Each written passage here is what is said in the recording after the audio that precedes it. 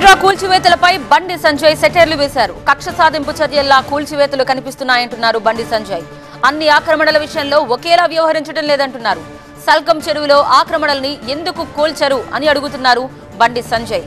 Owaisi college కు మాత్రం ఏడాది టైం ఎందుకు ఇచ్చారంటున్నారు. స్టూడెంట్స్ కి ఇబ్బంది లేకుండా వాళ్ళని మరో కాలేజ్ కు షిఫ్ట్ చేయాలని, అందరికీ ఒకే న్యాయం అయితే ఓవైసీ కాలేజీను వెంటనే కూల్చేయాలని డిమాండ్ చేస్తున్నారు బండి సంజయ్. ఇవాళ అసదుద్దీన్ ఓవైసీ సల్కం చెరువు దాని మీద ఎందుకు చర్య తీసుకోరు? దానికి ఏం చేస్తారంటే ఒక ఆఫీసర్ అంటాడు నెక్స్ట్ అకాడమిక్ ఇయర్ లో యాక్షన్ తీసుకుంటారా. అబ్బా ఏం ఆప్షన్ చాలా బాగా ఇచ్చినావు, మొత్తం వాళ్ళ ఎగ్జామ్షన్ చాలా బాగా ఇచ్చినావు.